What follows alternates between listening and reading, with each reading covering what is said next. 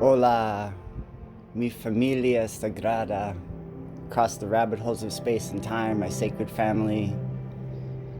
Thank you for dropping in and tuning in and sharing some headspace with me tonight on a beautiful night. It is a Saturday night here in beloved South Phoenix, Sonoran Desert, Mesoamerica. And you know Little Raven stays vibing, so I'm vibing hard. I've had a eventful day, I've had a meaningful day, I've had a purposeful day, and I am not even sitting down to do this energy audio tidbit. I am standing up.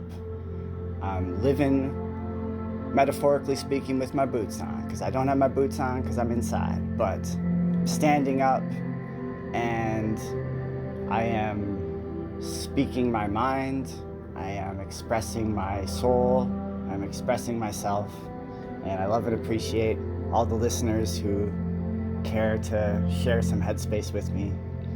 And there's a few things I want to touch on, and I didn't even make notes.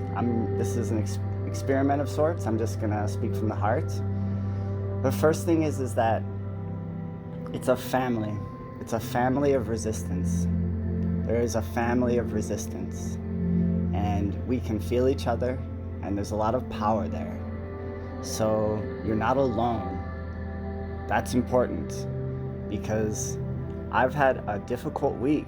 I just have, and everything is like in divine time, and everything is like meant to be the way it is. But I had a difficult week.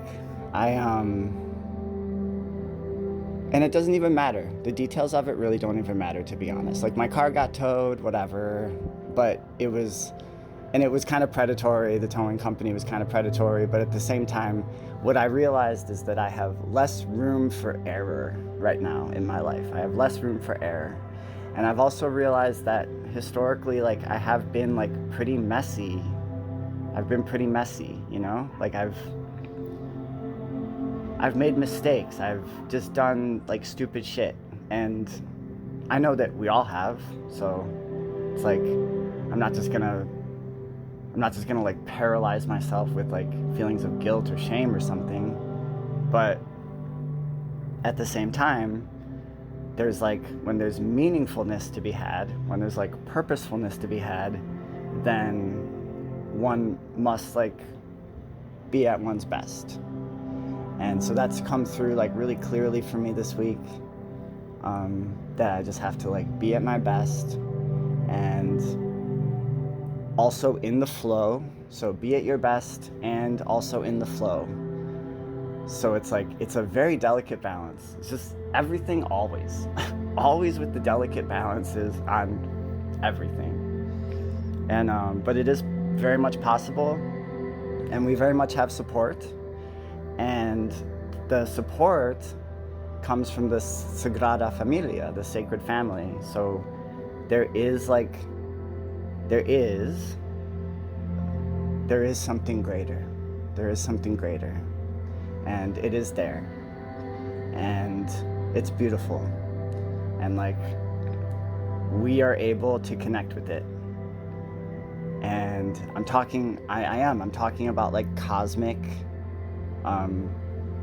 vibrations, familia, like presence, angelic presence, like greater things, greater families, greater communities, beautiful things. Like, they exist. They are out there, because we live in a spiritual universe, and we are spiritual beings having a human body experience right here on Earth. And so it's important to just like, and I know this in my heart, because I have seen it in my visions. So I know it in my heart. So I can speak like, this is coming from my truth, you know? And so like, another thing I wanted to touch on tonight is that every moment is sacred, and that every experience is a ceremony. So if you go about your life with that mentality, it's quite powerful. Every moment is sacred, and every experience is a ceremony.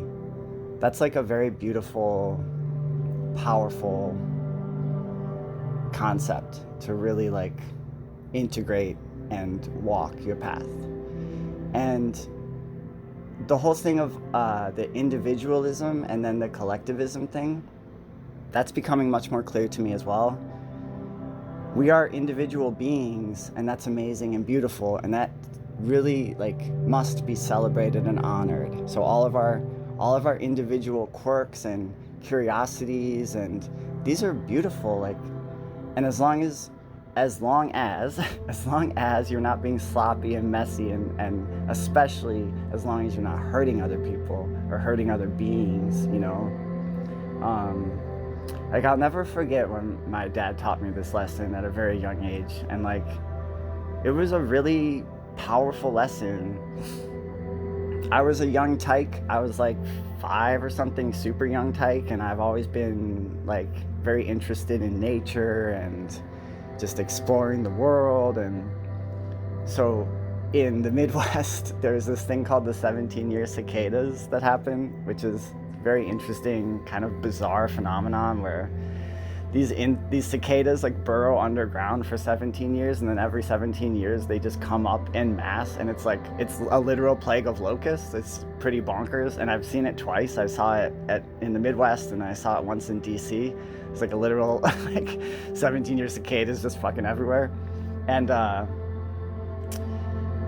so like, I was just curious. There were so many of the cicadas, and I was like a young child, and I just didn't really think twice, and I was curious about it, and I was collecting the cicadas, and I started like, unfortunately, this is sad, but I started like mutilating a cicada. I started like pulling the wings off of a cicada, and my dad saw me, and he was like very upset with me, and he like really became very serious, and he's like, you need to stop doing that right now, and you need to apologize to that cicada. And I was like, but it's just a cicada. He's like, no. This is not just a cicada. This is a being that you have power over, and you are like hurting that being. And how would it feel for you if you were that little cicada and there was like this godlike being that had total power over you, and they just came and tore your wings off? Like, how would that feel to you? And it really, like, I was like, oh my God, it made me feel really bad, because I was like, shit, I would not want that. If I was a little cicada, I would not want some godlike monster with 5 fingers to come pull my wings off. That would suck. That would suck ass. So here at the Barbarian Noetics podcast, we stay against, there's going to be a rally downtown tonight. Don't pull wings off cicadas. It's not cool. So anyways, that lesson, like, that has just stuck with me so much, so deeply. And there's like so much there. And it folds into the whole thing of that every moment is sacred, and that every experience is a ceremony. Because like, that moment was a sacred ceremony where my father like taught me this extremely meaningful lesson about like what it is to be alive, and what it is to be a human, and how to be a good person. And like, you know, if I had really heard him, and really truly like integrated that, I probably wouldn't have made all the mistakes that I have made in my life. I probably would not have made. However, life is complicated, and things happen, and you know, there's behavior is affected by lots of different varieties of things, and people do like make mistakes in life. And I think as long as we like learn from our mistakes, and we're constantly getting better, there's a lot of like forgiveness. There is a lot of like grace. There's a lot of grace.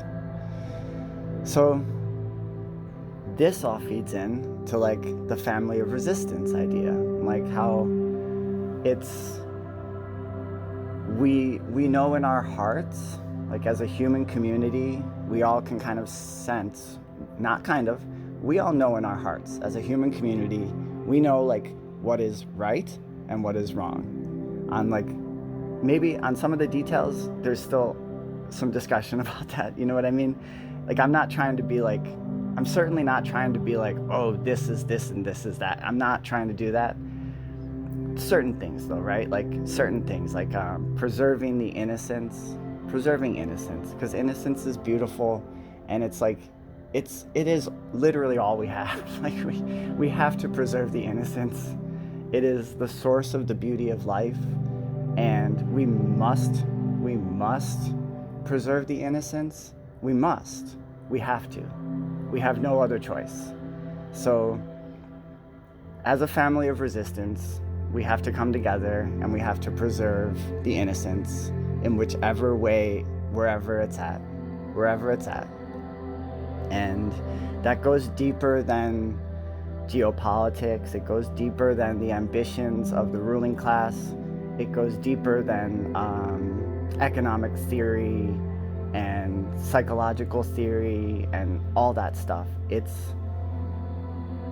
There is a kernel of deep universal truth there that we as a human society are now being called to really like integrate in this divine time of changes, because it's a divine time of changes, everybody. Changes are afoot, and we have to grow up. As a human society, we have to grow up. We have to grow up right now. And so that's the message. And like with everything, always, like, I'm never asking anyone to do anything that I would not do myself. And I have been working very, very hard, exercising my own inner demons. And it's hard work and it's painful, because when you exercise your inner demons, you have to face you have to face yourself. And then when you've made mistakes, you have to look at the mistakes, and it makes you feel sad, because you're like, oh man, why did I do that? Like, you know, why did I hurt this person that I love? Like, why did I do that? That's so fucked up. And so it is hard work. So it is. I'm not gonna stand here and lie to anybody. It's fucking difficult work, but it's necessary work. It's very necessary work. And we are in the divine time of changes right meow. And it is time for us all to evolve. And we are evolving.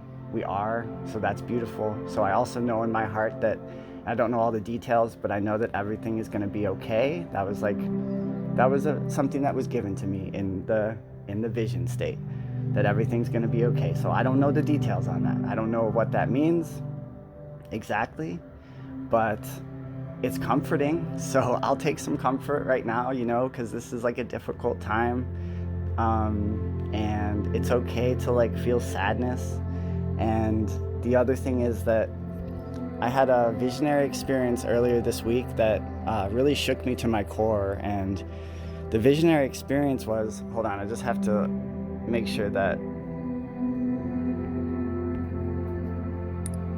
yay, it's still recording. Okay, good. I thought for a second my shit wasn't recording. Whew. All right, good. Okay, so I had a visionary experience that that was also like so sad. It was a vision of the beautiful sadness, and the beautiful sadness is just so intense. And so I was just like sobbing, and I just couldn't stop sobbing. I just was sobbing and sobbing and sobbing. But in my head, like while I was, and I'm talking like 30 minutes of sobbing, 30 minutes straight sobbing right now. Like this is, and in my head, I'm like, why am I sobbing? Because this is so beautiful. Like, this is also beautiful though, but it's also very like tragic and sad. And that was like a extremely deep lesson for me about like the beautiful sadness. But it really shook me up to my core. And so I reached out to my energy work mentor, Dusty Don Drake. He's my energy work mentor. And I'm going to be featuring some interviews from him shortly on the podcast. I will be continuing to make full-blown BMP episodes with skits and stuff. I do have some ideas for skits that are coming through. I am riding the sacred vine, and I am going with the flow. And I'm also working within my own limits and being kind to myself, because I have to be kind also to myself and all that stuff. Anyways, so I lost my train of thought. What was my train of thought?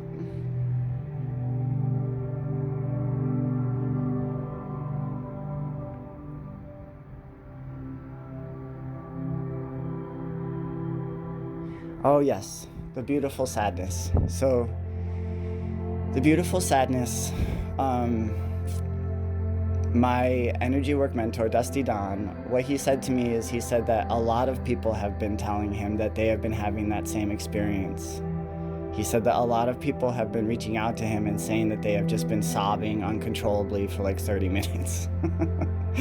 And it's like, so that's really sad, right? That there's so much pain in the collective consciousness that people are just sobbing for 30 minutes. But at the same time, it made me feel like I wasn't alone. And that made me feel much better. It really did. Because then I was like, okay, all right, I'm not alone. This is a thing right now. There's sadness, there's beautiful sadness in the collective consciousness, and I'm not alone. And that's why it's so important that we realize that we're a family of resistance. We're a global family of resistance. And my whole life, I've just been having to like take back shit that assholes take for themselves. Like, assholes take things and say like, this means this. And it's like, no. So right now we have assholes talking about like, oh, it's a one world government. It's like, no. It's not. There's no government here. that's where the problem happens. Like, it's one world. It's one world. We're one people. We are one people. And we have like billions and billions and billions of individuals, and everyone is so beautiful and unique.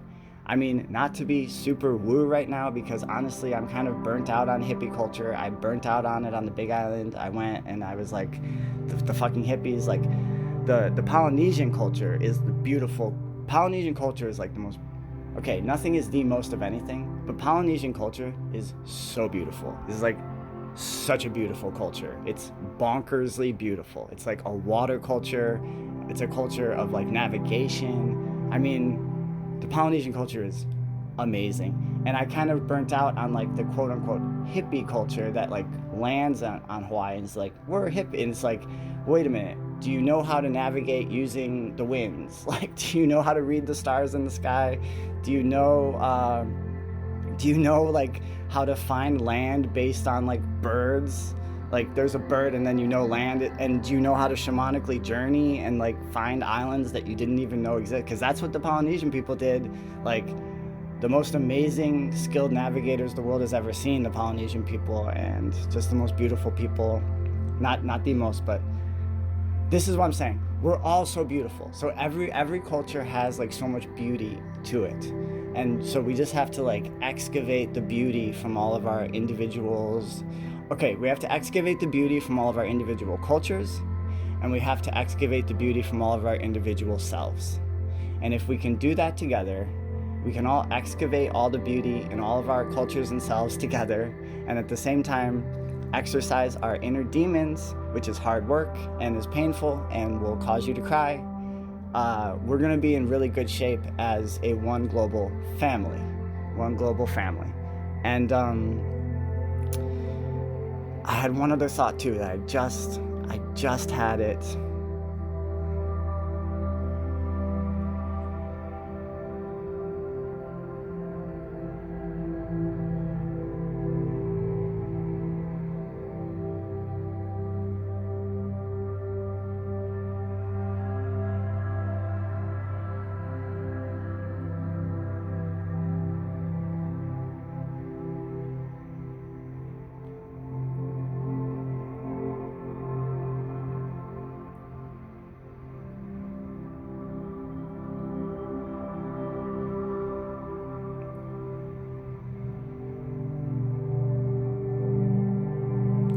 I think it escaped, so I'll retrieve that thought at another time, or that thought will come back another time. But that's it, and that's that, everybody. That's it, and that's that. So let's realize that every moment is sacred, and that every experience is a ceremony, and let's live our life with that type of intentionality of purpose, and just know that like there is something better. It exists, and we can be in contact with these greater things spiritually. And I know that like maybe that's a lot to like, maybe some people are like, oh, all this spiritual talk. So if that's okay, you don't have to, whatever turns you on and whatever floats your boat, so to speak. But that intentionality of purpose and protecting the innocence and protecting the beauty, because I want to live in a beautiful world. I want to live in a world that is full of beauty and grace and justice and honesty and playfulness, like safe playfulness, creating sacred space, creating safe space to play. Like, that's the world that I want to live in. And we are totally capable of doing it. And we don't even have to drop a single ounce of blood. Honestly, we don't. It's like a shared dream that we just have to wake up from. And we can do it. So let's do it, because let's protect the innocent. Let's protect the beauty. And yeah, that's it, and that's that. Like, I don't even want to go any deeper into it right now with that whole stuff, because I think everyone knows what I'm talking about right now, right? Like, let's protect the innocence and let's protect the beauty. Let's do it. Right meow, in this divine time of changes. And I love you all very much. Thank you so much for always like being a part of the podcast and for supporting. And I will be back on the air soon, either with another energy audio tidbit or with proper BMP episode with skits, because I do have some ideas for skits and transitions and all that stuff. So stay tuned. Love you all. And make sure you treasure that beauty within yourself. Make sure you really treasure that. And it's okay to like guard your energy. Like, that is okay. So if you feel like I have to guard my energy, go ahead and guard your energy. Just make sure that you treasure that beauty and keep that open mind so that you can like connect. You can make the little hop across the consciousness oceans and connect with others. And that's it, and that's that for tonight, everybody. So this is tonight's energy audio tidbit, the beautiful Saturday night here in the Barrio. And I'll just end with Del Barrio a las Estrellas. From the Barrio to the stars. I love you all very much. Have a beautiful night, evening, day. And I'll talk to you soon. Much love, everybody.